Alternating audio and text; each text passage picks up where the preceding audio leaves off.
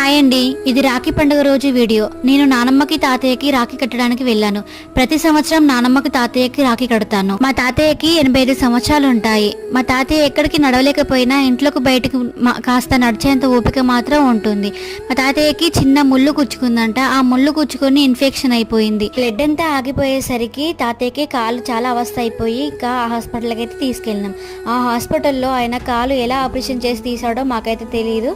ఇంకా డబ్బులు అయితే చాలా లక్షలైతే కట్టించుకొని మమ్మల్ని ఇంటికి పంపిస్తే ఆ తర్వాత తాతకి వారం రోజులకే కాలు మళ్ళీ ఇన్ఫెక్షన్ అయ్యి వేరే హాస్పిటల్ తీసుకెళ్ళినాం. అక్కడ కాలు మొత్తం తీసేశారు, తొడ వరకు తీసేశారు. 2 సార్లు ఆపరేషన్ అయిపోయింది. తాతయ్యకి చాలా నరకం అయితే అనుభవించాడు. తాతయ్యకి కాలు తీసేసిలని తెలియగానే నానమ్మ కళ్ళు తిరిగిపోయి కింద పడి చెయ్యి విరగొట్టుకుంది. ఈ వయసులో ఇద్దరు చాలా నరకం అయితే అనుభవించారు. తాత ఆరోగ్యం బాగున్నప్పుడు తాతయ్య నానమ్మతో మంచి రీల్స్ అయితే తీసి నేను నా యూట్యూబ్ ఛానల్లో అప్లోడ్ చేసుకున్నాను. మంచి రీచ్ అయితే వచ్చింది. మంచి మంచి కామెంట్స్ చేశారు.